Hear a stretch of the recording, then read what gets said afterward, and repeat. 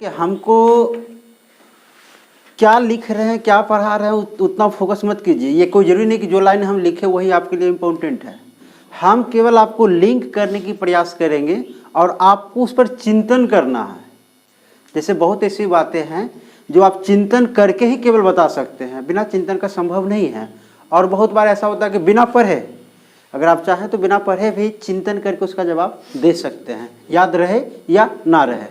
जैसे तो इसलिए हम सबसे पहले आज क्या करेंगे, पूरे हिस्ट्री को हम बांट लेते हैं, कौन कौन पार्ट में बटेगा, कौन कौन पीरियड उसका होगा, समझ गए। तो सबसे पहले तो ये जाने कि हिस्ट्री कितने पार्टों में डिवाइड होता है।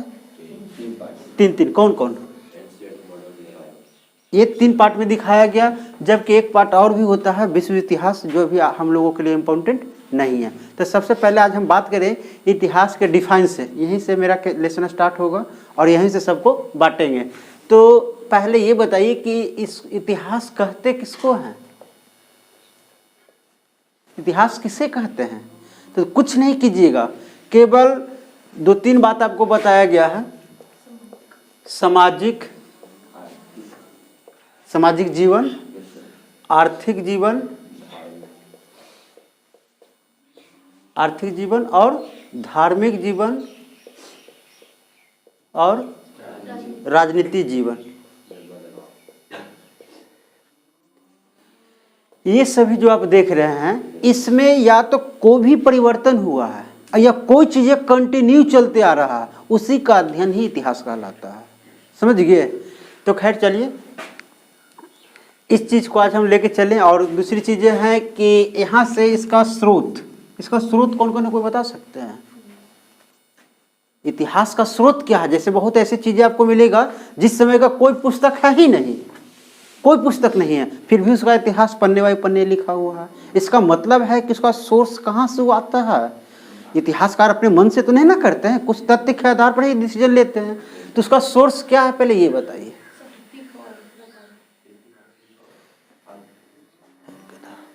इसको कहा जाता है साहित्यिक और क्या चीज, पुरातात्विक, तात्विक स्रोत। ये 2 स्रोत। साहित्यिक मतलब समझते हैं, जैसे बहुत ऐसे समय हैं कि पिछले कालखंड में कोई चीज हुआ है और उस समय का कोई भी लिखित पुस्तक ना हो, मतलब साहित्यिक का मतलब कोई लिखा हुआ, समझ गए। अगर कोई लिखा हुआ साक्ष्य नहीं है तो उस समय के लोग कैसे जीवन बसर कर रहे थे, इस आधार पर अगर आकलन किया जाता है तो वो हो गया पुरातात्विक स्रोत। मतलब उनके द्वारा प्रयोग किए गए सामानों के आधार पर अगर उनका जीवन का कल्पना कर लें तो वो हो गया पुरातात्विक स्रोत। अगर लिखित है, अगर उस समय कौन घटना घटा, क्या हुआ ना हुआ, वो सारी बातें लिखित है तो क्या हो गया, साहित्यिक स्रोत।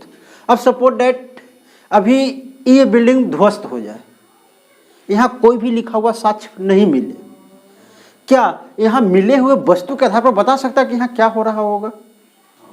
जैसे यहाँ बोर्ड मिलेगा, मार्कर मिलेगा, बेंच मिलेगा, चेयर मिलेगा, तो इस सब से लोग क्या अनुमान लगाएगा, यहाँ कोई शिक्षण कार्य चल रहा होगा। तो इसी को कहते हैं पुरातात्विक स्रोत। यहाँ तो कोई लिखित प्रमाण नहीं है कि यह स्कूल है, लेकिन फिर भी पता इतिहासकार कहेंगे कि नहीं, यहाँ ये चीज मिलने का मतलब है कि यहाँ पढ़ाई हो रहा होगा। आई बात समझ में। पुरातात्विक स्रोत क्या हो गया और साहित्यिक स्रोत क्या हो गया, जो पहले से लिखा हुआ पुस्तक है और उस पुस्तक के आधार पर अगर लोग कल्पना कर रहे हैं, इतिहास लिख रहे हैं, तो उसी को क्या कहा गया है, साहित्यिक स्रोत हो गया। तो मतलब इतिहास का सोर्स तो पता चल गया कि 2 सोर्स होता है, पहला साहित्यिक और। अब देखिए जब आगे आएगा ना तो कोई बात पर द्वंद्व की स्थिति पैदा होगा। कोई इतिहासकार कहेंगे कि ऐसे, तो कोई कहेंगे ऐसे, तो कोई कहेंगे पुरातात्विक के आधार पर, तो कोई कहेंगे साहित्यिक के आधार पर। कोई ऐसा बिरला आएगा जो दोनों के आधार पर कहेगा कि ये होता है, समझ गए। तो यही 2 तथ्य लेकर सब इतिहासकार आगे अपना अपना पक्ष रखते हैं। ऐसा नहीं कि जो बोल दिए वो हो गया, ऐसा नहीं होता। उनको प्रूफ करना पड़ता है कि देखिए ये साहित्यिक स्रोत के माध्यम से हम कहते हैं कि ऐसा ऐसा वहाँ होने की चांस है। उसी प्रकार पुरातात्विक हो गया। अब कहा गया कि इतिहास के मुख्य रूप से कितने भागों में बांटे, इतिहास के मुख्य रूप से कितने भागों में बांटा गया है। तो कहा जाता है कि इतिहास को मुख्य रूप से 3 पार्ट में बांटा गया है। पहला पार्ट आपका हो गया, अगर पहला पार्ट की हम बात करें तो क्या हो जाएगा, कोई बता सकते हैं क्या चीज? प्राग ऐतिहासिक। और दूसरा आद।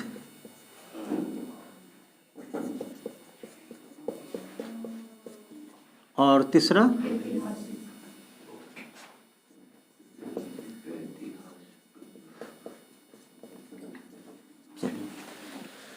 अभी पेन डाउन नहीं करना, सारी बात हम लिखवाएंगे। पहले आइए इसको समझिए कि ये सभी है क्या। जितने भी इतिहासकार हैं पूरे इतिहास को तीन भाग में बांट दिए।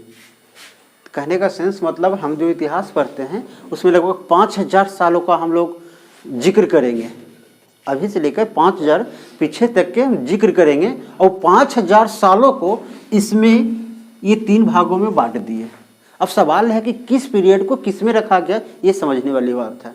हो गया। तो कहा गया कि बहुत ऐसे पिछले इतिहास जब लिखा गया तो देखा गया कि कोई साक्ष्य नहीं है, जैसे कि कह सकते हैं कि जिसमें साहित्यिक स्रोत नहीं होता है। मतलब उस इतिहास काल की हम बात कर रहे हैं जिसमें कोई साहित्य, जैसे पाषाण काल है, उस समय लोग को इसका भी नॉलेज, का भी नॉलेज नहीं है, तो पुस्तक और भंडारा कहाँ से करेगा? पुस्तकार का तो कोई जिक्र ही नहीं मिलेगा। मतलब कह सकते हैं कि पाषाण काल में कोई भी पुस्तक का जिक्र नहीं है, कोई भी लिखावट, कोई भी लिपि का जिक्र नहीं है। मतलब वह किस काल में आ जाएगा? प्रागैतिहासिक में। पाषाण काल को किस में कहेंगे? प्रागैतिहासिक में। अब कहा गया कि दूसरी चीजें आद्य ऐतिहासिक। आद्य ऐतिहासिक उसको कहेंगे कि साहित्यिक स्रोत है तो मिला है लेकिन उसको पढ़ा नहीं जा सका। साहित्य आद्य ऐतिहासिक में उसी को हम रखेंगे कि किसी भी कालखंड का पुस्तक मिला है, लिखावट मिली है, लेकिन उसको पढ़ा नहीं जा सका, तो उसको हम किस में रखेंगे? हाँ। और इसमें होगा कि मिला भी और पढ़ा भी जा सका। समझ गए? इसमें दोनों प्रमाण है, साहित्यिक है और पुरातात्विक, दोनों प्रमाण अगर मिलता है और उसको पढ़ा जा सका है तो वह ऐतिहासिक हो गया। जैसे गांधी जी क्या क्या किए स्वतंत्रता संग्राम में, इसका लिखित प्रमाण है, इसलिए उनको हम इतिहास में पढ़ेंगे। अब आई समझ में? अब आइए थोड़ा सा, ये तो हो गया कि हिस्ट्री के मुख्य रूप से तीन पार्ट बनाए गए हैं। पहला प्रागैतिहासिक, दूसरा आदि ऐतिहासिक और तीसरा ऐतिहासिक। अब किसको किस में रखना है तो पहले लेसन थोड़ा सा हम बना लेते हैं। पहले तो सबसे पहले हिस्ट्री में आपको क्या पढ़ना होगा? पाषाण काल। पाषाण काल के बाद क्या पढ़ना होगा? हड़प्पा। हड़प्पा उसके बाद ले लेते हैं वैदिक काल, ये छोड़िए ना, ऋग वैदिक की ले लेते हैं, ऋग वैदिक काल। उसके बाद उत्तर वैदिक, उसके बाद महाजनपद, उसके बाद मौर्य, फिर मौर्योत्तर, फिर गुप्त, फिर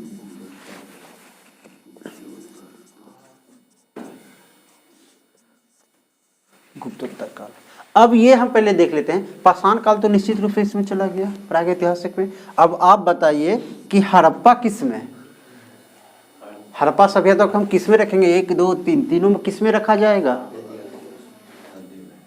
आद्य में। हड़प्पा में लिखित मिला है? हड़प्पा में लिखित मिला है? Yes no? हाँ, हड़प्पा सभ्यता में लिखित मिला है, ऐसा ए वाला लिखित ऐसे ये मिला है, जिसको क्या कहते हैं? गौमूत्र लिपि कहते हैं, या भ्रुष्टोभेदन भी कहते हैं, या भाव चित्रात्मक लिपि भी कहते हैं। समझ गए?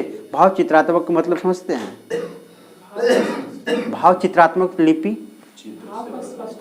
हाँ, भाव को स्पष्ट करने वाला जो चित्र होगा, जैसे हम लोग इमोजी का प्रयोग करते हैं ना व्हाट्सएप वगैरह में, वही है भाव चित्रात्मक लिपि। हमारी इच्छा क्या है वो पिक्चर देख के आपको पता चल जाएगा। तो कहा गया कि जो हड़प्पा काल में जो भी चीजें लिखित मिली है वो चीजें किस में आ रहा है? किस लिपि में मिल रहा है? गौमूत्र लिपि या भाव चित्रात्मक, जिसको भ्रुष्टोभेदन भी कहते हैं। अब पूछेगा कि हड़प्पा काल का लिपि निम्न में से कौन है, तो अगर ये तीनों में कोई भी रहा तो आप समझ सकते हैं हो गया ना। अब दूसरी चीज ये कहा गया कि हड़प्पा में तो लिखित मिला है, अब बताइए कि वो किस में जाएगा, हड़प्पा को किस में रखेंगे, क्यों? हाँ, क्योंकि इसको पढ़ा नहीं जा सका, लिखित तो मिला है लेकिन पढ़ा नहीं जा सका, इसलिए हड़प्पा इसमें आ जाएगा। चलिए ऋग वैदिक, ऋग वैदिक किस में आएगा, ऋग वैदिक काल किस में आएगा? देखिए क्या है, ऋग वैदिक काल में आप सुने होंगे कि इस समय वेद है, वेद के आधार पर ना उस काल का नाम रखा गया ऋग वैदिक काल।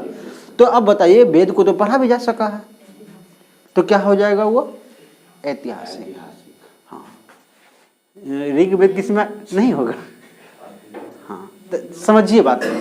पहले जो ग्रंथ हुआ करता था ना बउआ, दो प्रकार का ग्रंथ हुआ करता था। एक श्रुति, मतलब आजकल जो हम पढ़ाते हैं लिखित, उस समय कोई लिखित पुस्तक नहीं होता था, बच्चे को लिखकर नहीं पढ़ाया जाता था। उस समय श्रुति ग्रंथ चलता था। जिस काल की हम बात कर रहे हैं, ऋग्वैदिक काल की बात कर रहे हैं, उस समय ऋग्वेद नहीं है। ऋग्वेद पुस्तक की अगर बात करें तो पुस्तक उस समय नहीं है, वो श्रुति ग्रंथ के रूप में है। समझ गए, श्रुति मतलब समझते हैं? हाँ, केवल सुनने वाला ऑडियो पुस्तक है। मतलब टीचर को ही सारा चीज याद है, रहने दुराग तो हम आते हैं, टीचर को ही सारा कुछ याद है। समझ गए ना। अब वो टीचर अपने मन से अगर पढ़ा रहे हैं तो वही श्रुति ग्रंथ हो गया। तो वही कहा जा रहा है कि ऋग वैदिक काल या उत्तर वैदिक काल में कोई भी पुस्तक नहीं है। जिस पुस्तक का जिक्र आज हम सुनते हैं कि ऋग्वेद है या सामवेद है, अथर्ववेद जो भी है, तो ये सब का संकलन बाद में हुआ है। समझ गए, मतलब ऋग वैदिक काल के बाद उसका संकलन हुआ कि अब भाई गुरु जी मर जाएंगे तो कैसे होगा, तो इसलिए भाई आप इसको लिखित कर दीजिए, तो बाद में उसको संकलित किया गया। इसलिए ये दुगो को याद रखिएगा, वैदिक सभ्यता का जो भी पुस्तक आएगा सब आदि ऐतिहासिक में आएगा। हो गया। यहाँ के बाद आप जो भी पढ़ेंगे सब ऐतिहासिक में।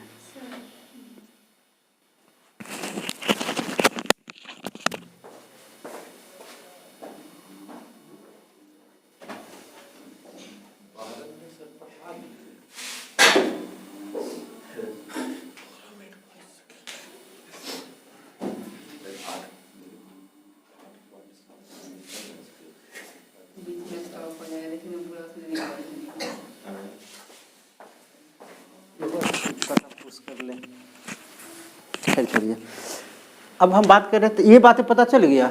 अब आप इतिहास तभी पढ़ पाएंगे जब इतने आपके ओठ पर होना चाहिए कि ये हमारा लेसन है, ये हमारा पाठ्यक्रम है। जब तक आप ये नहीं जानेंगे तब तक आप कंटिन्यू नहीं चलेंगे। हो गया। तो इसलिए आप इतना तो छोड़ दीजिए, ये दो तो है, वैसे भी याद रहेगा। कारण कि जितना यहाँ ये लेसन जो देख रहे हैं ना, एक दूसरे लेसन पर सब डिपेंडेंट है। उत्तर वैदिक वही समझेगा अच्छा जो ऋग वैदिक को जानता है, लेकिन ये जरूरी नहीं है कि जो हड़प्पा जानेगा वही ऋग वैदिक को समझेगा। ये हम लोगों से थोड़ा सा अलग हो जाता है।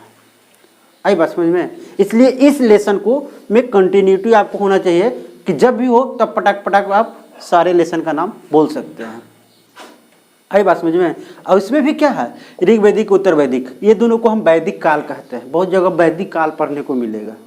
समझ गए ना। तो वैदिक काल में दो आ रहा है, ऋग वैदिक उत्तर वैदिक, फिर महाजनपद, मौर्य, मौर्योत्तर, गुप्त, गुप्तोत्तर। यही आपका लेसन है, ये चीज़ें आपको होना चाहिए। अब ये जितना भी आप देख रहे हैं, ऋग वैदिक देख रहे हैं, उत्तर वैदिक देख रहे हैं, लेसन को समझिए क्या क्या पढ़ना है आपको। ऋग वैदिक काल में ये सारी बातें आपको पढ़ना है। समझ गए। फिर उसी प्रकार उत्तर वैदिक काल में भी ये सारे बातों को पढ़ना होगा। लेसन समझ में आ रहा है क्या पढ़ना है हम लोगों को। और यही में कि उत्तर वैदिक में सामाजिक जीवन ऐसा था और महाजनपद में सामाजिक जीवन में कुछ बदलाव आ गया, कुछ कंटिन्यू चला, उसी का अध्ययन हम कर रहे हैं, वही इतिहास है। लेसन को पहले समझिए, बिना लेसन को समझे आप नहीं पढ़ सकते हैं। हो गया। अब तो आप खुद ब खुद आगे चलेंगे कि हाँ सर अब आगे ये पढ़ाई होना चाहिए। इस आधार पर अगर मान लीजिए हम महाजनपद पढ़ा रहे हैं और दो पढ़ा लिए तो फिर उसमें क्या बचा हुआ रह जाएगा। अगर मान लीजिए गलती से लेसन पॉइंट छूट भी जा रहा तो आप पकड़ सकते हैं ना कि सर महाजनपद में राजनीति जीवन नहीं हुआ सर, आप पकड़ सकते हैं ना। ये सभी कालखंडों में इसका हालांकि हड़प्पा में भी इसका जिक्र होता है, हड़प्पा में भी सामाजिक आर्थिक राजनीतिक सभी का जिक्र होता है। हो गया। अब दूसरा चीज हम आइए यहाँ से शुरू करते हैं, इसका पीरियड क्या है। तो कहा गया कि हम लोग जो इतिहास को पढ़ते हैं, हम लोग जब अपने इतिहास को पढ़ते हैं, मतलब कहने का सेंस हो गया भारत का इतिहास जब हम पढ़ेंगे तो मुख्य रूप से इसको 3 पार्टों में डिवाइड किया गया है। अब यहाँ से स्टार्ट होगा आपका एशियंट, मिडाइवल और मॉडर्न। तो कहा गया कि भारत का इतिहास मुख्य रूप से 3 पार्टों में है। कौन कौन पार्ट है वो? सबसे पहला पार्ट आपका क्या बनेगा? प्राचीन, प्राचीन भारत। दूसरा मध्यकालीन भारत। तीसरा आधुनिक भारत। अब सवाल ये उठता है कि ये सभी में हम लोगों को कितना साल को पढ़ना होगा? लगभग 3500 साल। समझिए, इतना की अगर हम बात कर लें तो यहाँ से हमको यहाँ तक पढ़ने में 3500 साल का जिक्र करना होगा। और सवाल ये उठता है कि 3500 साल यहाँ ले लेते हैं, तो पहले थोड़ा सा ये हड़प्पा आपको दिखा देते हैं। हड़प्पा आपका 2750 ईस्वी पूर्व से लेकर 1750 ईस्वी पूर्व तक चला है। ठीक है, हड़प्पा काल कितने से कितने तक चल रहा? 2750 से लेकर 1750 ईस्वी पूर्व। इसमें द्वंद्व की स्थिति नहीं है। बहुत ऐसे इतिहासकार आएंगे जो 2500 कह देंगे, समझ गए। इसलिए हड़बड़ाना नहीं है कि यहाँ 2750 वहाँ 2500। अलग अलग जो इतिहासकार है उनका अलग अलग मानना है, लेकिन ज़्यादातर का मत यही है कि 2750 से 1750 तक चला। दूसरी चीज़ें कहा गया कि प्राचीन भारत की अगर हम बात कर लें तो प्राचीन भारत कब से कब आएगा? 1500 ईस्वी पूर्व से लेकर कितना? 750 ईस्वी, 750 ईस्वी तक हो गया। यहाँ से हम कहाँ आएंगे? 750। अब ये मध्यकालीन भारत जो देख रहे हैं 750 ईस्वी से लेकर कहाँ तक हम पढ़ेंगे? हाँ, तो यहाँ द्वंद्व है। यहाँ एक बात का लफड़ा, एक चीज देख रहे हैं कि जहाँ से ये अंत हुआ यहीं से यह स्टार्ट हुआ, तो ये भी जहाँ से अंत होगा वहीं से यह स्टार्ट होगा। अब यहाँ आधुनिक फेज जो है कब से शुरू हुआ है? यहाँ एक द्वंद्व की स्थिति है। द्वंद्व की स्थिति कहने का सेंस ये हुआ कि जैसे हम लोग स्कूल में 5 घंटा पढ़ाते हैं, पूरे 5 घंटा को हम लोग 7 पीरियड में डिवाइड किए हुए हैं। तो 7 पीरियड, पहला पीरियड कब आया, दूसरा कब आया, उसमें बेल लगता है, तब हम लोग को पता चलता है कि पहला है, दूसरा है, तीसरा। क्या इस समय भी बेल लग रहा होगा कि चलो चलो प्राचीन खत्म, अब मध्यकालीन आ गया? ऐसा हो रहा होगा? बोलिए, नहीं, ऐसा कुछ भी नहीं हो रहा था। अब कहा गया कि कुछ ऐसे बड़े इंसिडेंट्स हुए जिसके कारण लोग वहां से कह दिए कि यहीं से स्टार्ट हो गया। समझ गए ना? अभी जैसे अभी चल रहा कलयुग, कलयुग, कलयुग, अभी पूरे क्या हो जाए, पूरे पृथ्वी पर पूरे मार काट पूरा शुरू हो जाएगा, तो क्या कहेगा? कलयुग चरण सीमा पर आ गया। तुरंत की स्थिति, मतलब एक ऐसे इंसिडेंस हुआ जिसके कारण युग में ही परिवर्तन दिखा रहा। वही बात यहाँ हो जा रहा था कि कुछ लोगों को मानना है कि आधुनिक फेज जो है कब शुरू हुआ है। तो आइए इस पर मत हम दिखाते हैं। 1707, कुछ इतिहासकार का मानना है कि ये 1707 से आरंभ हुआ है, मतलब ये 1707 में अंत हुआ हो गया। कुछ इतिहासकार कहते हैं कि नहीं, 1707 कहना ठीक नहीं होगा, 1757 कहते हैं। समझ गए? कुछ इतिहासकार क्या कहेंगे? 1757, मतलब इसका अंत कहाँ हुआ जाके? 1757 में। फिर कुछ आएंगे तो कहेंगे कि नहीं नहीं नहीं, 1761 में हुआ है।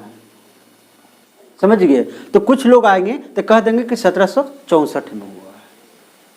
अब बात को समझिए, ये 1707 कहने का सेंस हो गया कि इस समय मुगल काल के अंतिम शासक बहादुर शाह द्वितीय, जफर ये द्वितीय जो कहिए, उनकी मृत्यु हो गई है। समझ गए?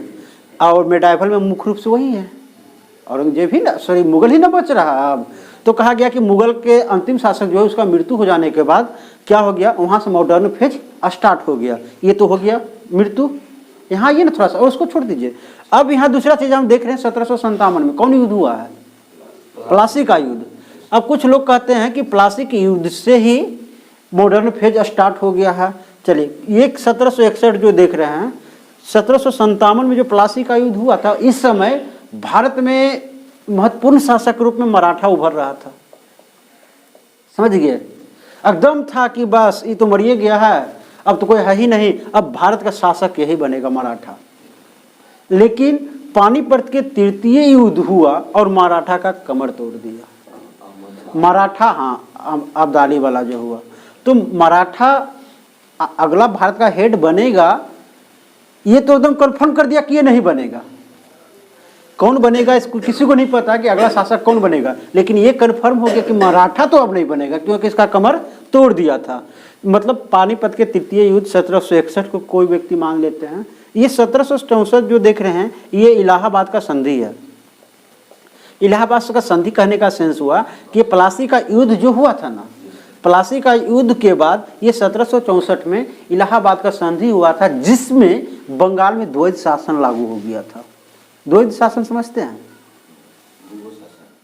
द्विगु शासन मतलब द्वैध शासन समझते हैं? कारण कि ये फिर सिर दर्द बनेगा, आगे जब आएगा तो फिर कहेगा द्वैध शासन, और द्वैध शासन समझ में नहीं आएगा। द्वैध शासन से लगभग आपका 5-8 क्वेश्चन बन जाएगा। द्वैध शासन समझते हैं? नहीं, आप समझते हैं? दोहरी शासन कैसे, किस स्थिति को दोहरी शासन कहेंगे?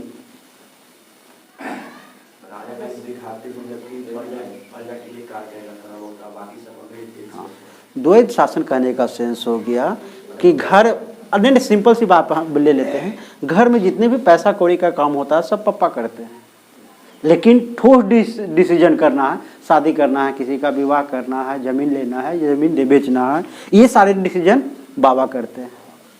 बाबा करते हैं ना। तो मुख्य रूप से एक शासक ही हो गए डिसीजन लेने वाले, और दूसरे ये हो गए।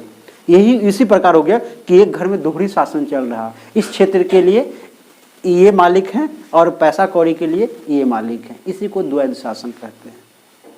वही हो गया था बंगाल में। अंग्रेज बोला कि बस बस जो इतना भी मुद्रा कोष वाला हिसाब किताब था सब अपने पास रख लिया, और लड़ाई झगड़ा वाला जो अधिकार होता है, कहीं चोरी हुआ, लड़ाई हुआ, झगड़ा हुआ, जाके वहाँ न्याय कीजिए, ये राजा को दे दिया था। इसी को द्वैध शासन कहा गया। द्वैध शासन फिर आगे जाके 5 साल में खत्म हो जाएगा।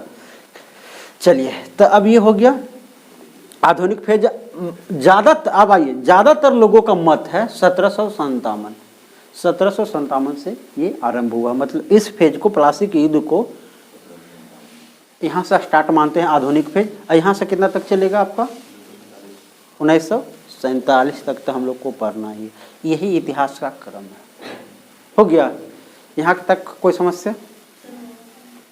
कहाँ पे? हाँ, अब ये सवाल ये उठता है कि एक बंद हो रहा, दूसरा स्टार्ट हो रहा, जबकि हड़प्पा यहाँ 1750 में ही खत्म हो गया, स्टार्ट हुआ यहाँ 1500 से। तो ये 250 वर्ष जो आप देख रहे हैं, इसको डार्क एज कहते हैं। इस समय का ना साहित्यिक प्रमाण मिला, ना पुरातात्विक प्रमाण मिला, तो इतिहास कैसे लिखाएगा? इसलिए इतिहासकार इसको डार्क एज, अंधकार के युग कह दिए। क्योंकि दोनों में कोई प्रमाण रहेगा, जैसे हड़प्पा में है तो ये प्रमाण मिला तो चलो भाई आकलन कर लिया गया, कहीं ये प्रमाण मिल रहा था आकलन कर, अब कहीं कुछ मिला ही नहीं तो उसको क्या कह दिया इतिहासकार? डार्क एज, अंधकार का युग कह दिया। क्या अब बताइए कि हम लोग कितने साल का हो गया है हिस्ट्री? 1500 से स्टार्ट करेंगे ना। अब सवाल ये उठता है, एक प्रश्न यहाँ हमेशा आता है कि इसको 2000 मान लेते हैं, 2000 तक हमको पढ़ना है, ठीक है। हम जो आधुनिक फेज की हम बात करें, ये 2000 तक अगर हमको पढ़ना है तो बताइए कुल कितने सालों का इतिहास हम पढ़ रहे हैं? कुल कितने सालों का हम इतिहास पढ़ेंगे?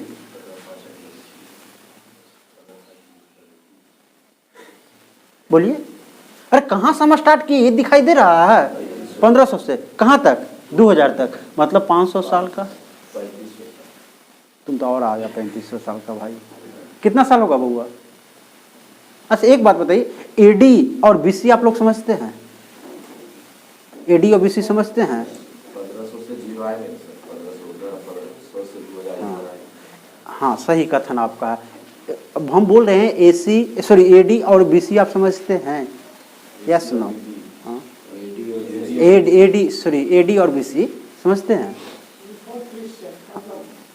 अरे बुआ हाँ, इसका मीनिंग हम नहीं पूछ रहे हैं, क्या उसका कैलकुलेट आप कर सकते हो? आइए, कहा गया है कि ये सारे चीज़ें तो चल ही रहा था, पीरियड यहाँ तक आ ही रहा था। इसमें एक चीज़ हमेशा हमको देखने को मिलता है, संवत। संवत मीन्स क्या होता है? संवत मीन्स क्या होता है? साल। हो गया। अब हमको ये बता दीजिए कि विक्रम संवत का अभी कौन सा साल चल रहा है। कोई भी बच्चा कैलकुलेट करके बता दीजिए। क्वेश्चन है कि विक्रम संवत का अभी कौन सा साल चल रहा है। हाँ बताइए, नहीं समझे? विक्रम संवत जो आप देख रहे हैं, आइए, विक्रम संवत जो है ये कब लागू हुआ किसी को भी याद पता है? विक्रम संवत 57 ईस्वी पूर्व। उसके बाद कौन आता है? शक संवत। शक संवत जो आप देख रहे हैं ये कब लागू हुआ? 78 ईस्वी, क्या चीज 78 ना? चलिए, अब उसके बाद, इसके बाद गुप्त संवत। गुप्त संवत कितना है? 319 ईस्वी में। और हिजरी संवत, हिजरी 622। ये तो सबको याद ही होगा हिजरी संवत वाला। मक्का तो मदीना गए थे ना मोहम्मद साहब, वही 622 भी ना गए थे, वहीं से उसको माना गया है हिजरी संवत। अब देखिए क्या हुआ। अब यहाँ क्वेश्चन इससे कैसे बनेगा। सबसे पहले तो ये पूछेगा कि विक्रम संवत और शक संवत के बीच कितने वर्षों का अंतर है। अगर समझते हैं तो कैलकुलेट करके हमको दिखाइए, निकाल के दिखाइए कितने सालों का अंतर आता है। अरे कैलकुलेट ना कीजिए पहले।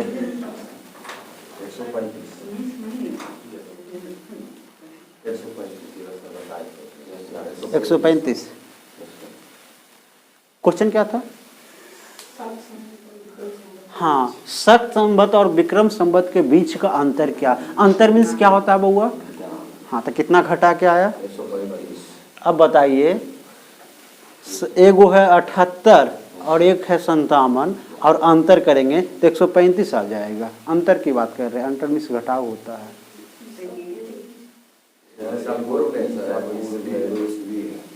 हाँ, तो 100 तक आएंगे, उसके बाद में फिर पहले वहाँ से 0 तक आएंगे। चलिए, बहुत अच्छा। कहने का सेंस हो गया कि BC प्लस AD, ये हमेशा अगर BC और AD रहेगा तो क्या होगा? प्लस होगा। क्या हो जाएगा? प्लस हो जाएगा। अगर दोनों BC रहेगा तो यहाँ घटाव हो जाएगा। अगर दोनों AD रहा तो, समझ गए? कुछ भी पूछे, अंतर पूछे या जोड़ पूछे, कुछ भी मत चलना, केवल इसको पकड़ के चलना कि जिसको हम जोड़ घटाव करने की प्रयास कर रहे हैं वो दोनों BC है, सॉरी एक BC AD है। यहाँ देखिए एक क्या है? BC है और यहाँ एक AD आ गया था। तो अगर BC और AD अगर रहेगा तो दोनों को जोड़ दीजिए, आंसर आ जाएगा। ठीक है। अगर दोनों BC में सपोर्ट डेटा अगर पूछ दे कि शक संवत और गुप्त संवत के बीच का अंतर कितना है, तो वैसे स्थिति में क्या करेंगे? घटा देंगे। यहाँ क्या हो जाएगा? एक दूसरे के अंदर घटाव हो जाएगा। अगर पूछेगा कि सॉरी BC में नहीं आएगा, ये AD में आएगा। हाँ, अगर ये दोनों AD आ रहा है और AD में पूछ दे कि शक संवत और गुप्त संवत के बीच का अंतर क्या है, तो अगर पूछ दे कि ऋग वैदिक काल उत्तर वैदिक कालों के बीच का अंतर क्या है, तब ऋग वैदिक काल और उत्तर वैदिक कालों के बीच का अंतर क्या है, तब दोनों BC है। ऋग वैदिक का उत्तर वैदिक दोनों हम BC में पढ़ेंगे ना, तो क्या हो जाएगा? एक दूसरे में माइनस हो जाएगा। चलिए, यहाँ तक तो आपका कहानी ठीक ठाक है। अब आइए, यहाँ के बाद हम थोड़ा थोड़ा क्या कर लेते हैं, लेसन स्टार्ट हो गया। हाँ, अब एक बात को और समझ लीजिए, पहले इसके साथ जुड़िएगा तब ना इसको लेसन को समझ पाइए। सबसे पहले हम अब एक बात जान लें कि ये जो वैदिक काल की हम बात कर रहे हैं, वैदिक काल किसे कहा गया है? ऋग्वेद के काल खंडों को हम लोग क्या कहते हैं? वैदिक काल। अब कहा गया कि आइए थोड़ा सा समझिए, ये पूरे प्राचीन भारत का इतिहास इसी पर मूव करेगा। सबसे पहले यहाँ क्या आएगा? ऋग्वैदिक काल।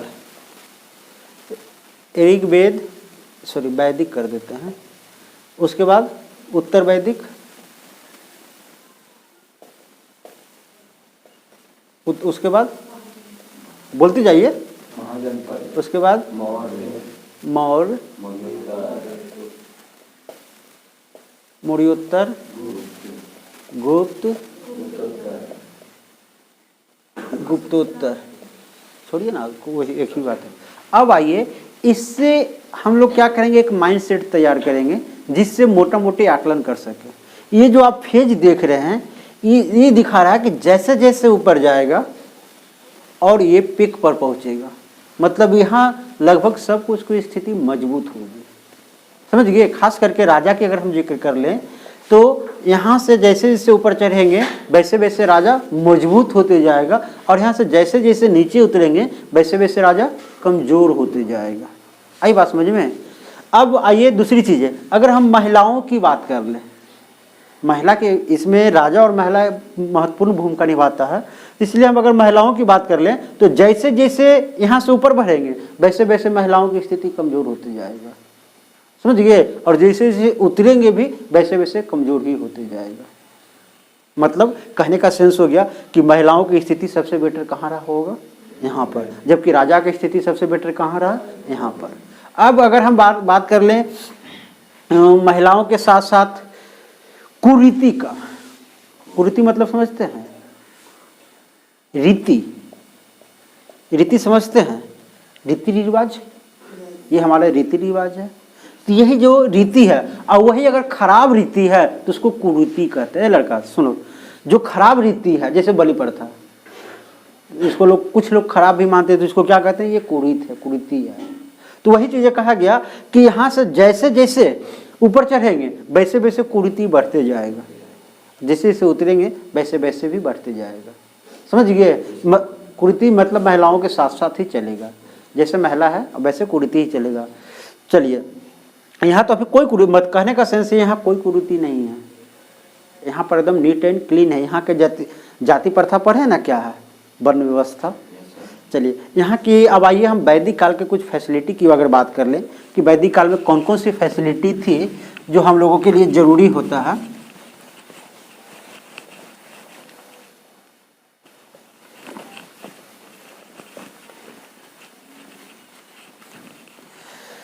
कहा गया कि पहले वैदिक काल से जुड़ने की प्रयास कीजिए। वैदिक काल की अगर हम बात कर लें तो इस समय कोई भी कुरीति नहीं है, पहला बात है। दूसरी चीज़ ये कहा गया कि वर्ण व्यवस्था जो यहाँ है वह काफ़ी फ्लेक्सिबल है। फ्लेक्सिबल मतलब समझते हैं, बदलने वाला, लचीला है। कहने का मतलब वो मूव कर रहा तो लचीला है। यहाँ जाति व्यवस्था जो आप देख रहे हैं, ये पहले वर्ण बताइए, हैं कितने वर्ण हैं, कौन कौन है, ब्राह्मण, वैश्य, अच्छा क्षत्रिय,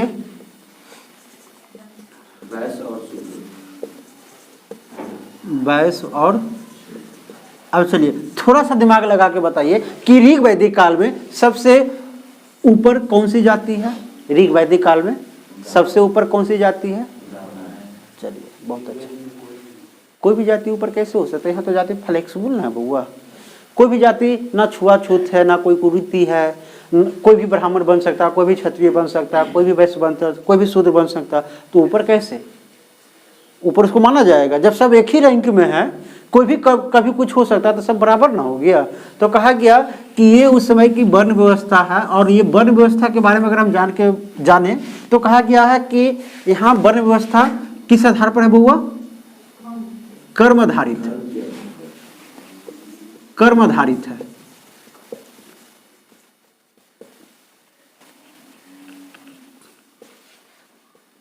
चलिए अब कहा गया कि यहाँ के जैसे एक पुस्तक को जो आप देख रहे हैं, ऋग्वेद देख रहे हैं, ऋग्वेद के 10वें मंडल में कहा गया है, एक व्यक्ति कहता है कि मैं कवि हूँ, मैं कवि हूँ और मेरे पिता वैश्य हैं और मेरी माँ शूद्र है। मतलब कहने का सेंस हो गया एक फैमिली में 3-3 जाति का वर्णन हो रहा है। इससे हमको क्या सीख मिलता है, इस पर हम क्या सोच पाएंगे।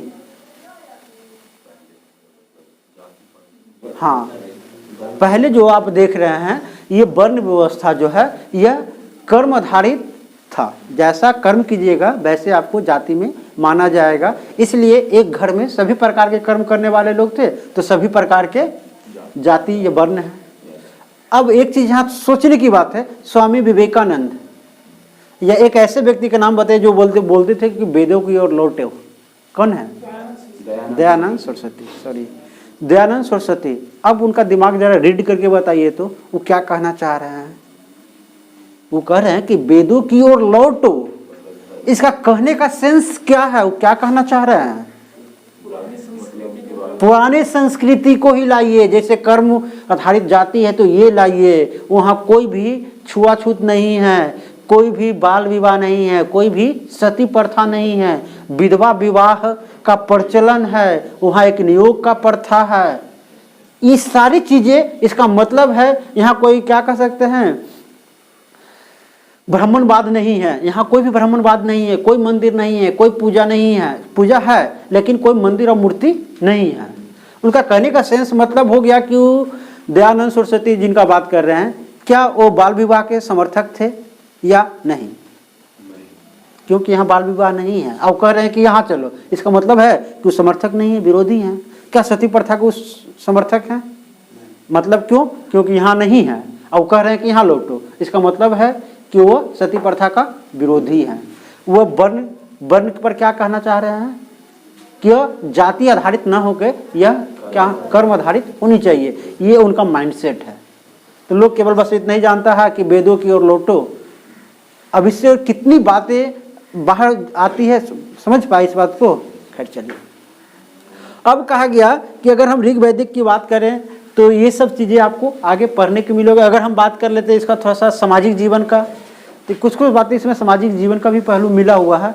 अब कहा गया कि इसमें एक महिलाओं का विशेषाधिकार होता था, नियोग। नियोग मतलब समझते हैं?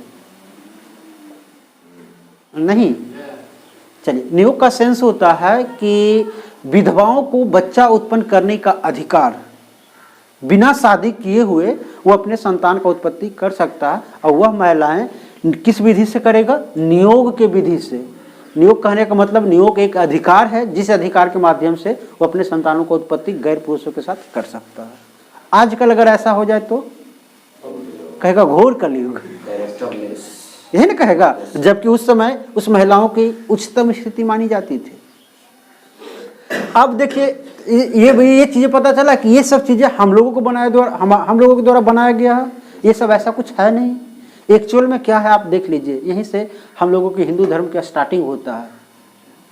कहा गया इस समय क्या मंदिर है? ऋग्वैदिक काल में मंदिर है? नहीं है। इसका मतलब है दयानंद सरस्वती मंदिर का विरोध करते हैं। मूर्ति पूजा का, मूर्ति नहीं है, मूर्ति मतलब है कि मूर्ति पूजा का भी वो विरोध करते हैं। समझ गए? तो ये सब सारी चीजें आप यहाँ समझ पाएंगे। दूसरी चीज बात कहा जा रहा है कि इसकी स्थिति, अब हम मुख्य रूप से लेसन पर लेके चलते हैं कि यह स्टार्ट हुआ कैसे। अब लगा कि ऋग्वैदिक काल की कुछ कुछ बातें हैं जो आप पहले से जान चुके हैं। जानने की उत्सुकता होनी चाहिए। अगर उत्सुकता है तो आप लेसन को बहुत अच्छे तरीके से पकड़ पाएंगे।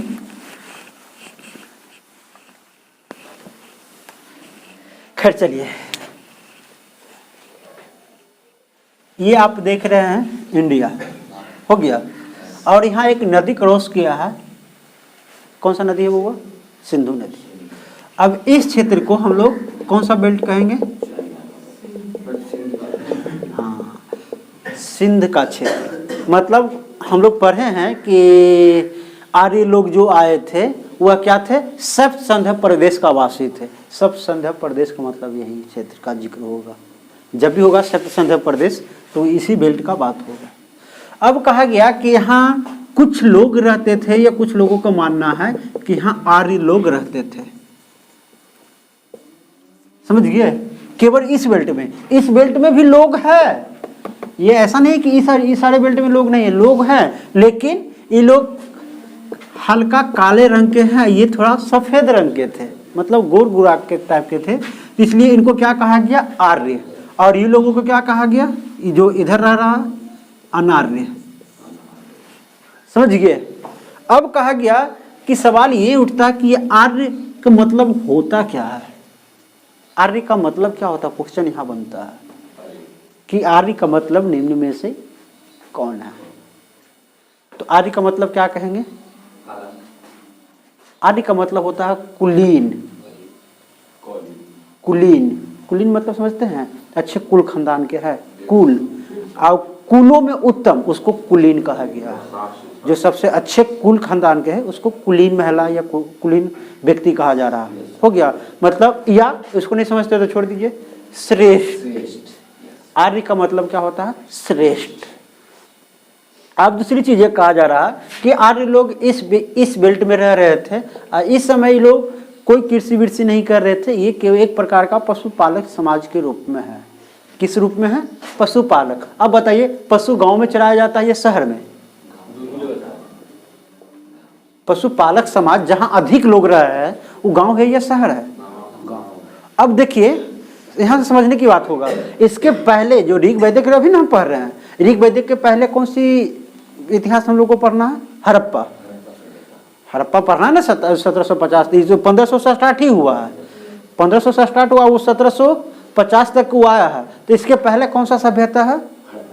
हड़प्पा सभ्यता। देखिए क्या हुआ, हम लोग जानते थे कि हम लोग का पूर्वज 1500 ईस्वी से ही पृथ्वी पर सर्वाइव करना शुरू किए हैं, समझ गए? वो तो आइए लगभग 19वीं शताब्दी, 19वीं शताब्दी में जब हम आएंगे तो पता चलेगा कि नहीं, ऋग वैदिक हमारे पुराना सभ्यता ना, इससे भी पुराना एक सभ्यता है और वह सभ्यता का नाम हड़प्पा आएगा। वो तो जब हड़प्पा हम पढ़ेंगे मुख्य रूप से तब वहाँ बात होगा। अब कहा जा रहा है कि यहाँ जो लोग रहते थे ये सभी क्या थे? पशुपालक समाज थे। जबकि हड़प्पा कैसा सभ्यता है? वो हड़प्पा कैसा? वह शहरी सभ्यता है, हाँ, नगरीकरण सभ्यता है। अभी देखिए यहाँ दो क्वेश्चन बनता है। सबसे पहला नगरी सभ्यता कौन है? हड़प्पा। और द्वितीय नगरीकरण, हाँ, द्वितीय नगरीकरण। तो महाजनपद जब आएगा ना, 16 को महाजनपद का जब विकास होगा तो द्वितीय नगरीकरण वहां होगा। अब कहा गया कि इसके बीच में जितना भी है सब ग्रामीण सभ्यता है। आई बात समझ में? यहाँ जो अंत हड़प्पा का हुआ है वो शहर था, जबकि यहाँ स्टार्ट हुआ है ये गांव से स्टार्ट हो गया। मतलब ऋग वैदिक, उत्तर वैदिक, ये दोनों पे हम पढ़ेंगे तो ये एक ग्रामीण सभ्यता है, मतलब फुल्ली ग्रामीण सभ्यता हो गया। अब कहा गया कि यहाँ आर्य लोग अपना पशुपालक समाज के रूप में रहते थे, वो किस सभ्यता में है? ग्रामीण सभ्यता में। अब सवाल ये उठता है कि जब इन लोगों के बारे में लिखा जाने लगा इतिहास, तो इतिहासकारों में द्वंद्व की स्थिति पैदा होने लगा कि भाई आखिर ये आर्य लोग हैं, ये तो ठीक है, आए कहाँ से? ये आर्य लोग जो हैं ये आए कहाँ से? तो सब लोग अपना अपना थ्योरी देना शुरू कर दिए। कुछ लोग हैं कि इसके रीति रिवाज के आधार पर उसका मतलब साहित्यिक या पुरातात्विक, ये दोनों चाहिए। तो कुछ लोग पुरातात्विक के आधार पर वो क्या के डिसीजन करना शुरू कर दिए। अब हमको एक बात केवल आप लोग सोच के बताइए, अभी आप एक साधारण व्यक्ति हैं, ठीक है, आप एक साधारण व्यक्ति हैं और आप फिर आने वाला समय में अमेरिका में जाकर रहने लगे, बहुत अच्छे खासे व्यक्ति बन जाए, आपका रहना सहना बदल जाएगा, फोन बदल जाएगा, घर बदल जाएगा, सब कुछ बदल जाएगा। क्या यहाँ जो आपका देवता जी हैं इनको भी बदल दीजिएगा? अगर यहाँ मान लीजिए एक लकड़ी में 2 टीका मार के आप यहाँ जल चढ़ा रहे हैं, तो अमेरिका में भी जाइएगा तो वो लकड़ी खोज के 2 टीका मारिएगा कि हमारा कुल देवी है। नहीं, बात को समझिए, ये साधारण बात नहीं है, ये हमारा कुल देवी है। क्या इसमें कोई बदलाव आएगा? कहीं भी चले जाएंगे, अगर मान लिया जाए आप अमेरिका चले गए, वो लंदन चला गया, वो फ्रांस चला गया, अब सब जगह ऐसे भगवान मिल रहा, इससे क्या जाहिर होगा? जैसे यहाँ 10 बच्चा है और 10 बच्चा आने वाला समय में अलग अलग देश में चला जाए और सब जगह जाएगा तो सब अपना सामान्य जीवन में यही धार्मिक जीवन में अपनाएगा जो यहाँ का कुल देवी है। अब सब अपने अपने घरों में कुल देवी यही बनाएगा। अब अगर मान लिया जाए बाद में निरीक्षण किया जाएगा तो पाया जाएगा कि ऑस्ट्रेलिया में ऐसा मिला है, तो अमेरिका में भी ऐसा मिला है, तो नहीं फ्रांस में भी ऐसा मिला। इससे क्या जाहिर होता है? नहीं, इससे जाहिर ये होता है कि ये जितने भी लोग यहाँ वहाँ मिल रहे हैं निश्चित रूप से इनका पूर्वज कभी ना कभी एक रहे होंगे, एक रहेंगे तभी ना। आप मान लिया बाबा के देश की, आप भी अपने देवता को ले गए, वो भी अपने बाबा के देश की ले गए, तो इससे साफ जाहिर होता है कि यहाँ के जो भी लोग हैं सब पहले कभी ना कभी एक रहे होंगे। आई बात समझ में? कुछ वही चीजें यहाँ काम आएगा। अब कहा गया कि इस क्षेत्र में जो भी रह रहे थे आर्य लोग, उनका प्रमुख देवता अग्नि थे। आर्य लोग के प्रमुख देवता अग्नि हैं। अब एक बात खुद बताओ बउआ कि अग्नि किसी का देवता कब होते हैं? ठंडे प्रदेश में रहने वाले लोगों का या गर्म प्रदेश में रहने वाले लोगों का? जो ठंडे प्रदेश में रहता है वही ना अग्नि की जय करेगा, क्योंकि अग्नि से डायरेक्ट लाभ है। क्योंकि ऋग वैदिक काल जो है ना वो आता कुछ नहीं, कोई मंदिर नहीं, कोई मूर्ति नहीं, डायरेक्ट पूजा, डायरेक्ट मंत्र है। अगर आपको शंकर जी को बुलाना है, ओम नमः शिवाय अपना मारिए यहाँ से मिस कॉल, वहाँ शंकर जी कभी न कभी परेशान होकर कहीं करेंगे। डायरेक्ट मंत्र है। मंत्र क्या है?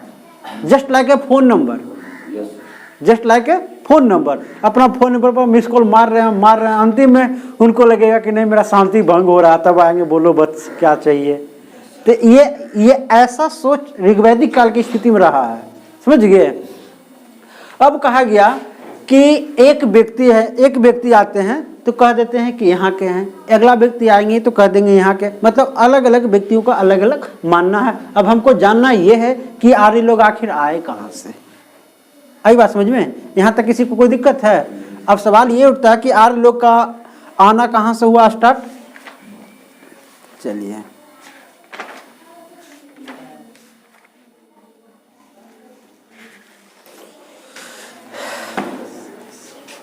चलो बुआ और चलिए, सबसे पहले एक पहले व्यक्ति हैं जिनका नाम है बाल गंगाधर तिलक। हो गया। सबसे पहले बाल गंगाधर तिलक क्या कहते हैं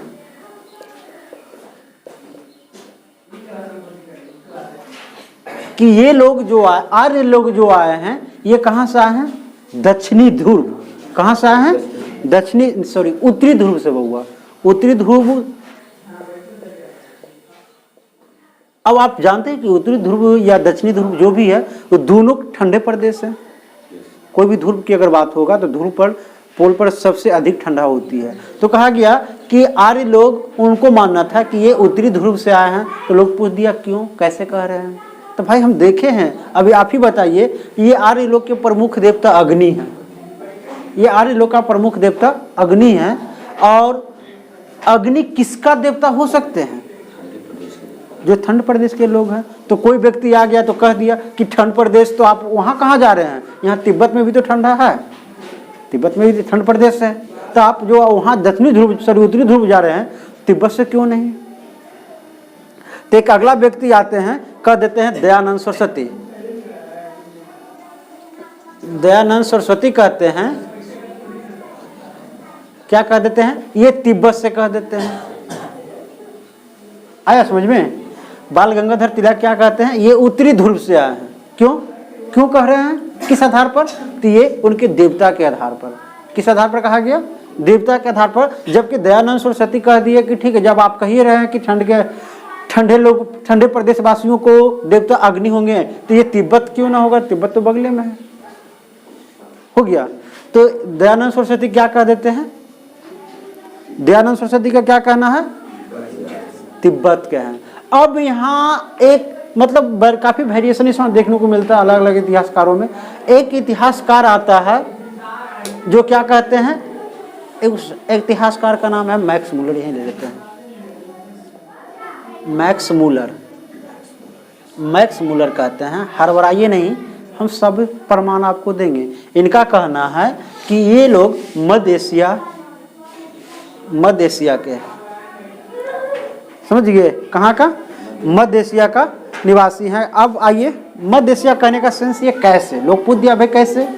तो सबसे पहले कह रहे हैं कि हड़बड़ाइए नहीं, यहाँ अब मध्य एशिया ईरान जो देख रहे हैं, वहाँ का एक, जिस प्रकार यहाँ का प्रमुख ग्रंथ वेद है, उस समय वहाँ का प्रमुख पुस्तक अवेस्ता हुआ करता था।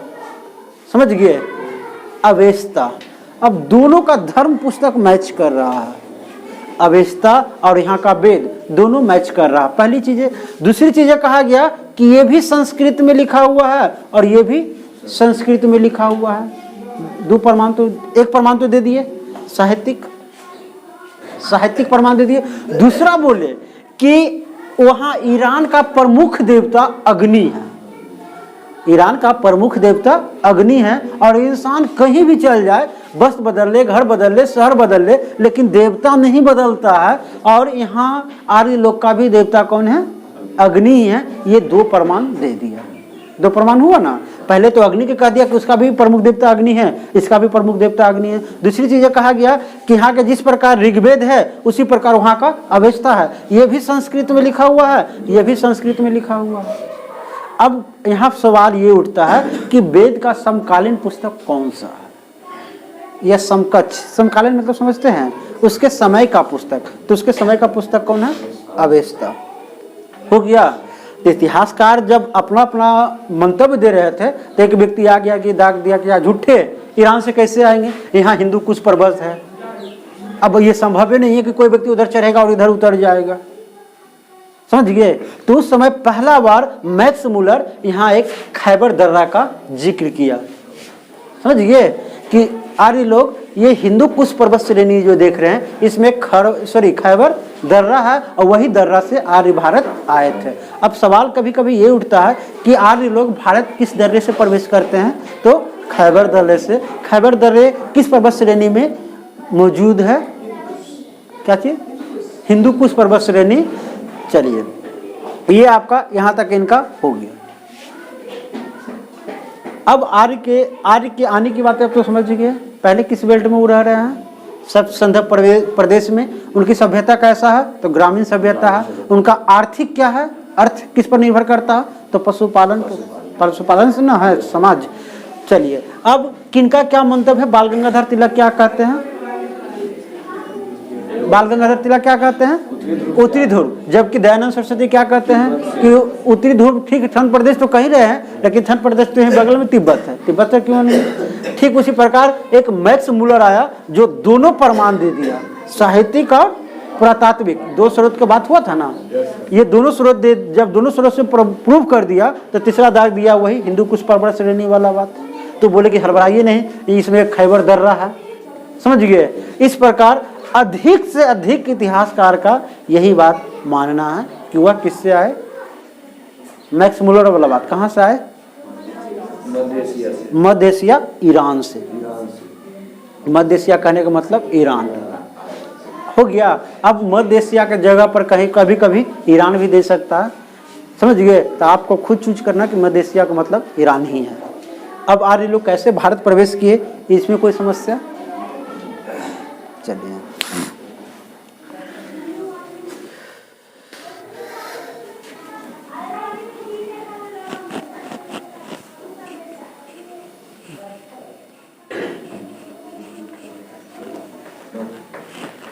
ऋग वैदिक काल का जितना भी जीवन का गणना किया जा रहा है उस समय का कोई साहित्यिक प्रमाण है? कोई साहित्यिक प्रमाण है? नहीं। या कोई पुरातात्विक प्रमाण है? नहीं। अब देखिए तो फिर ये ऋग्वैदिक का कल्पना कैसे हो रहा था? तो कल्पना हो रहा था कि बाद में जो श्रुति ग्रंथ वेद था उसको लिखित लिपिबद्ध कर दिया गया, वो पुस्तक लिखा गया। अब उस पुस्तक को पढ़ के ही लोग इतिहासकार कह दिए ये सारा कहानी लिख दिए। जो ऋग्वेद आप देख रहे हैं तो ऋग्वेद को बाद में संकलित किया गया और उस पुस्तक को पढ़ के इतिहासकार क्या किए कि पूरी जीवन का कल्पना कर दिए। ये मैक्स मुलर फलाना ढकना सारी बातें अपने मन से ही इसके आधार पर, किसके आधार पर? वेद के आधार पर। अब यहाँ मुख्य भूमिका कौन निभा रहा? वेद। कभी कभी आप बहुत रट लीजिए, बहुत पढ़ लीजिए और सिंपल क्वेश्चन कर देगा कि वेद का अर्थ क्या होता है। यह वेद किससे बना है? वेद किससे बना है? बोलिए, वेद किससे बना है? वैदिक काल में जिस बातों का अध्ययन हुआ है उसी से। ये वेद जो देख रहा है ना बउआ, पहले हमको ये बता दीजिए। ये लड़का फंस गया अब लगता है। ये कौन शब्द है बउआ? ये कौन शब्द है? अंग्रेजी, हिंदी, उर्दू, फारसी, क्या है? हिंदी। तो सवाल ये है कि ये हिंदी नहीं है। अच्छा ठीक, एक बात और बताइए।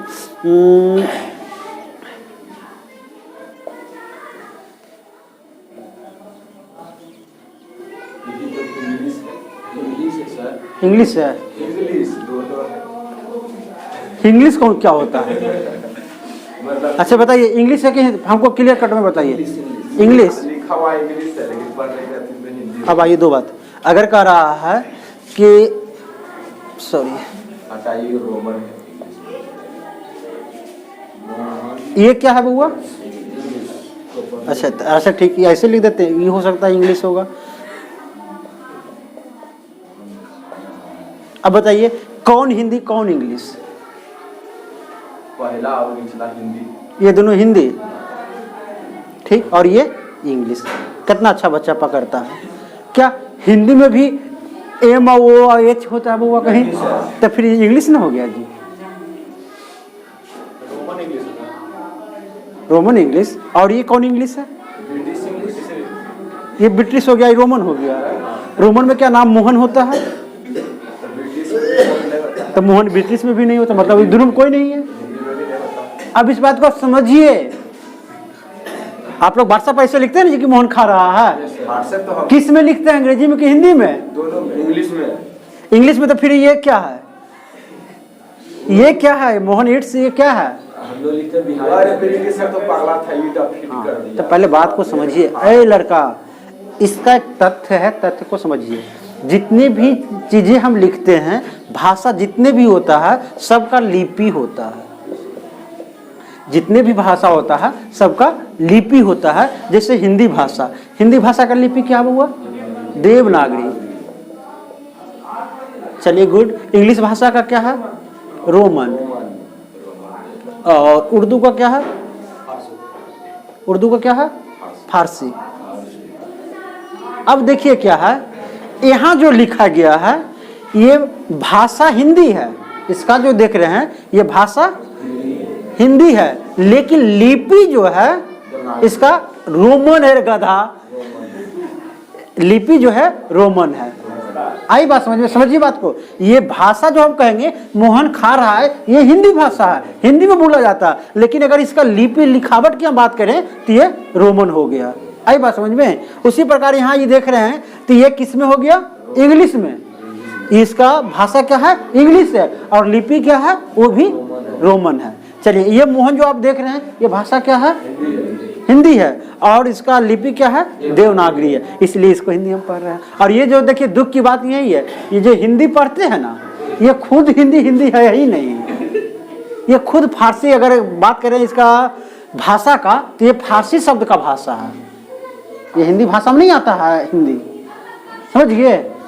अब इसका लिपि जरूर हिंदी, लिपि इसका देवनागरी जरूर है, लेकिन ये भाषा की अगर बात करें तो ये फारसी भाषा का शब्द है। जैसे एतबार, एतबार किस भाषा का शब्द है? एतबार किस भाषा में आता है? फारसी में आता है। मुस्लिम लोग एतबार बोलता है, तो यहाँ हिंदू मार रगड़ देता है एतबार, समझ गए ना? नहीं ना, ठीक है, लेकिन एतबार का प्रयोग भी तो हम ही लोग के बीच ना कोई कर रहा है। तो कुछ कुछ ऐसे भी वर्ड हैं, वो तो खैर जब आप हिंदी पढ़ेंगे ना तो उसमें बहुत अच्छा मिलेगा। आप चलिए, वही उसी प्रकार कहा गया कि ये जो लड़का, आइए, ये जो कहा गया कि ये जो वेद है ये किससे बना है? तो कहा जाता है ये विद धातु से बना है।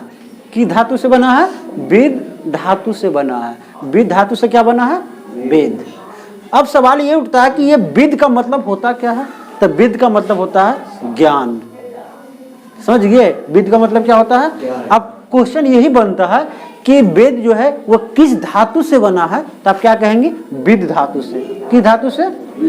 विद धातु का मतलब क्या हो रहा है? ज्ञान। यहाँ तक कोई दिक्कत नहीं है। अब आइए, इसमें कहा गया कि वेद, वेद हम बहुत बार पढ़ चुके हैं। वेद की संख्या है कितना? 4। कौन कौन है वो? ऋग्वेद और कृष्ण यजुर्वेद और शुक्ल यजुर्वेद नहीं है। खैर आइए, सॉरी, अब यहाँ देखिए, इससे जो हम पढ़ रहे हैं वेद की बात, तो वेद 4 प्रकार का होता है। लेकिन ये जो हम ऋग्वैदिक पढ़ रहे हैं, ऋग्वैदिक काल पढ़ रहे हैं ना, या उत्तर वैदिक काल, ऋग्वैदिक काल जो पढ़ते हैं उसमें किस वेद को हम पढ़ेंगे? किस वेद के बारे में वर्णन हुआ है? हाँ, तो कहा गया कि ऋग्वैदिक काल जो आप ऋग्वेद जो देख रहे हैं उसमें केवल किस पुस्तक के बारे में बताया गया है? ऋग्वैदिक काल का, सॉरी ऋग्वैदिक के, है ना, ऋग्वेद कह सकते हैं। और वहां के बाद उत्तर वैदिक पढ़ते हैं, उसमें ये तीनों वेद है। ऋग्वैदिक काल में केवल क्या है? ऋग्वेद। और जबकि उत्तर वैदिक की अगर हम बात करें तो उसमें तीनों वेद का वर्णन है। तीनों वेद से बनाया गया है उत्तर वैदिक। हो गया। अब सवाल ये उठता है कि ये वेद 4 तो अब बता दिए, अब कभी कभी परीक्षा में पूछ देता है कि त्रिवेद, त्रिवेद, अब त्रिवेद की संख्या है तो क्या कहेंगे? 3। तो त्रिवेद कौन कौन है ये बता दीजिए। किसको? ऋग्वेद को छोड़कर बाकी तीनों, ये तीनों को क्या कहा जाता है? तब आइए सबसे अंतिम वेद जो आप देख रहे हैं कौन सा है? अथर्ववेद। कौन सा है? अथर्ववेद। अब कहा गया कि बहुत ऐसे इतिहासकार हैं जो इसको वेद मानते ही नहीं है। बात को समझिए, हंसिए नहीं। बच्चा तो 4 वेद पढ़ के गया है और वहां पूछ देगा कि त्रिवेद में निम्न में से कौन कौन वेद आता है, तो इसमें कौन नहीं आएगा? अथर्ववेद। क्यों नहीं आता है बुआ? क्योंकि ये अथर्ववेद टोटली जादू टोना पर डिपेंडेंट है, ये जादू टोना पर डिपेंडेंट है, इसलिए बहुत सारे इतिहासकार इसको वेद नहीं मानते हैं। और त्रिवेद में कौन कौन आएगा? त्रिवेद में फिर तीनों का था, बोलो नाम ना बोलो, त्रिवेद में कौन कौन आएगा? ऋग्वेद, सामवेद, यजुर्वेद, ये तीनों आ गया और एक वेद को हटा दिया गया। त्रिवेद का संकल्पना समझे? चलिए हो गया। अब सवाल ये उठता है कि ये वेद किस भाषा में था? वेद किस भाषा में था? संस्कृत में।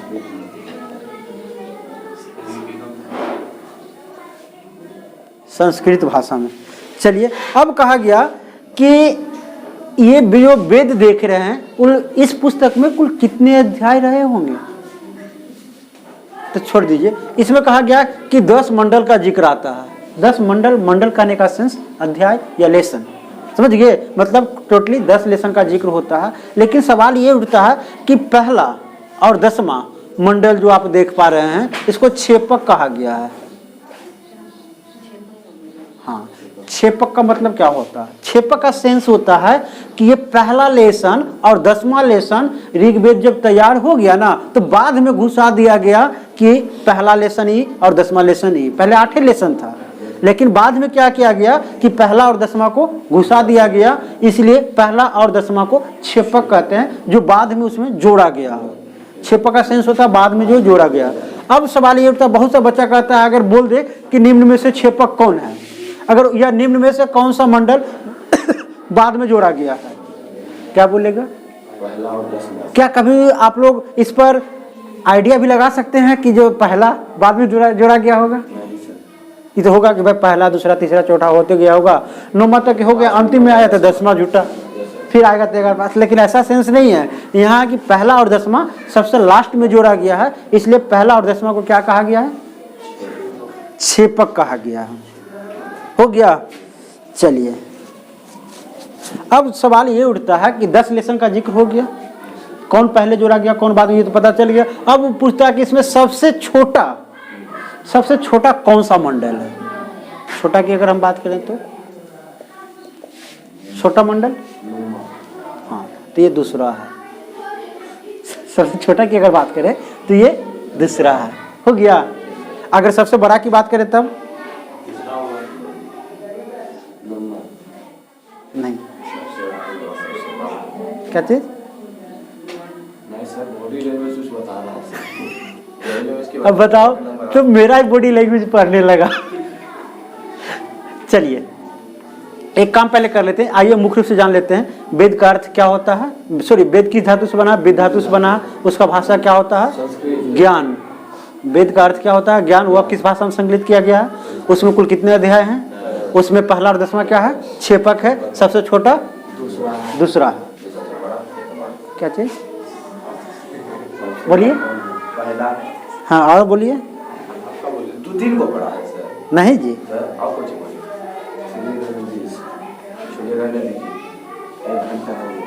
हो गया। चलिए आइए, इतना के बाद थोड़ा सा इसको और हम देख ही लेते हैं, इसको खत्म कर लेते हैं। अब कहा गया कि इसका तीसरा, इसमें 10 जो आप मंडल देख रहे हैं ना, 10 का 10 उतना इंपॉर्टेंट नहीं है, लेकिन पहला 10वां तो 2 याद ही रहेगा, याद ही रहेगा ना। अब कहा गया कि दूसरा तो भी तो याद ही कि सबसे छोटा है। अगर तीसरा की बात करें, तीसरा का समझ गए, तो तीसरा मंडल जो है ये किसके द्वारा रचना किया गया है? इसका रचना किसके द्वारा किया गया है तीसरे मंडल को? विश्वामित्र। अब क्वेश्चन ये उठ, यहाँ दो तीन क्वेश्चन कैसे बनता है? तीसरे मंडल में क्या संकलित किया गया है? ये किस पर प्रकाश डाला गया? तो गायत्री मंत्र पर, समझ गए, गायत्री मंत्र पर। तीसरे मंडल का रचयिता कौन है? सवाल ये होता है गायत्री मंत्र का रचयिता कौन है? हो गया, मतलब आप कह सकते हैं कि त्रि मतलब तीन, त्रि है ना जी, गायत्री, त्रि का मतलब तीन, जिसका ये कितने मंडल में किया गया है? गायत्री मंत्र का उच्चारण या संबोधन कितने मंडल में किया गया है? चलिए अब आइए एक बात कर लेते हैं चार का, समझ गए? चार मतलब क्या चीज? हाँ, तो चौथा आपको याद रखना है, ये किस पर है बउआ? कृषि पर। चार, हाँ, कहा गया कि ये चौथा जो है आप किस पर है? कृषि पर। मतलब मंडल चौथा अगर पढ़ेंगे तो उसमें केवल कृषि के बारे में वर्णन किया गया है। हो गया। एक अगला मंडल है केवल सतमा, एक सतमा याद रखना है। सतमा में क्या कहा गया? 10 राग। जब अभी हम पढ़ेंगे ना ऋग वैदिक का राजनीतिक जीवन, तो वहाँ 10 राग युद्ध होगा, समझ गए? 10 राग युद्ध का वर्णन किया गया है इसमें। 10 राग युद्ध हो गया। चलिए और आइए 10वां मंडल, बोलिए। अरे गधा, अभी ने तुमको हम बता रहे थे कि मैं शूद्र हूँ, मैं कवि हूँ, मेरे पिता वैश्य हैं और मैं शूद्र हूँ। किस मंडल की हम बात किए थे? तो उसमें बोले थे ना कि ऋग वेद के 10वें मंडल के पुरुष सूक्त में कहा गया कि मैं कवि हूँ और मेरे पिता वैश्य हैं और मेरी माँ चक्की पीसती है, इसलिए वह शूद्र है। मतलब जातियों के विषय में वर्णन किया गया, वह किस में? 10वें मंडल में। अब आइए यहाँ पहला 10वां क्या है हुआ? छेपक। दूसरा सबसे छोटा, और त्रि का मतलब गायत्री, त्रि का मतलब गायत्री, 4 का मतलब कृषि, और 7 का मतलब 10 राग युद्ध। और ये 10 में ये तो हमेशा याद ही रहेगा कि मैं कवि हूँ और मेरे पिता वैश्य हैं और मेरी माँ शूद्र है। हो गया। चलिए, इतना से ज्यादा आपको मंडल के बारे में कभी नहीं पूछा जाता है। हो गया। टाइम कितना हुआ बुआ? अरे वहाँ देखिए 8:30। चलिए इसको यहीं